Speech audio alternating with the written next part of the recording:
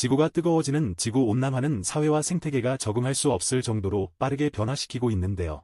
지구온난화로 인한 평균 기후와 극한 기후의 변화 규모는 광범위하게 연구되어 왔지만 어느 지역이 가장 크게 영향을 받는지에 대한 연구는 주목을 받지 못하였지요.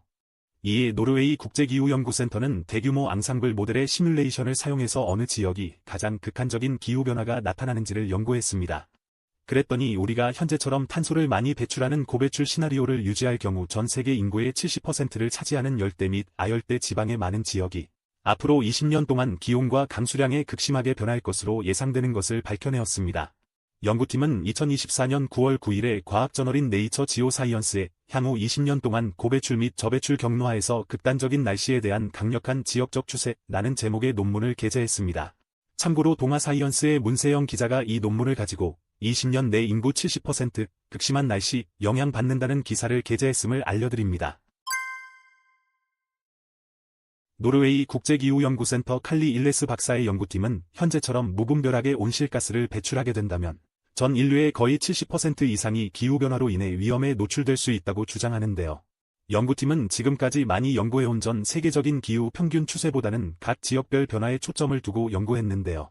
연구에서는 향후 가장 심각한 기후변화를 겪게 될 지역을 추출하게 됩니다.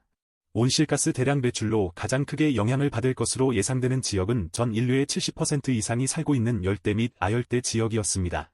이 지역은 향후 20년간 기온과 강수량의 극단적인 변화가 발생할 것이라는 건데요.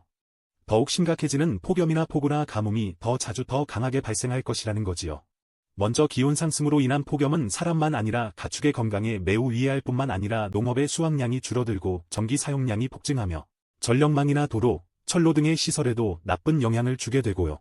극단적인 폭우 등의 강수량 변화는 거주지, 농지의 침식을 증가시키고 생태계를 파괴시키며 수질 저하의 문제가 발생합니다. 이런 폭염이나 홍수 등은 더 극심해지면 인류는 대처 능력이 떨어지면서 상상 이상의 큰 피해가 발생할 수 있는 것이지요. 그리고 현재 미세먼지나 황사 등의 영향을 줄이기 위해 사용하는 공기정화 작업은 기후변화를 더욱 가속할 것이라고 연구팀은 밝혔는데요. 대기오염물질은 햇빛을 차단해주는 역할을 하는데 공기정화 작업을 하게 되면 더 많은 태양빛이 들어오면서 기온은 더 상승하고 비는 더 많이 내리더라는 겁니다. 그런데 만일 인류가 탄소 배출을 최대한 억제하는 최상의 시나리오에서는 인류의 20%인 15억 명은 극단적인 기후변화로 인한 영향을 받을 것이라면서 그래도 70%의 사람들이 영향받는 것보다는 크게 좋아질 것이라면서 인류는 공동으로 힘을 합쳐 온실가스 배출을 최대한 줄여나가야 한다고 연구팀은 주장합니다. 오늘은 앞부분의 양이 충분하지 않아서 그린피스가 발표한 이상기후와 기후위기에 대한 올바른 상식 5가지를 소개해 보도록 하겠습니다. 첫째, 한파는 기후변화가 존재하지 않는다는 증거다. 인데요. 전 미국 대통령이었던 트럼프가 했던 말과 비슷하네요. 트럼프는 반기후론자로 미국의 한파가 내습하자 이 말을 합니다. 지구온난화로 더 더워지고 있다면서 어째서 이렇게 강한 한파가 내려오는가? 이것은 지구온난화의 역설이라고 말합니다.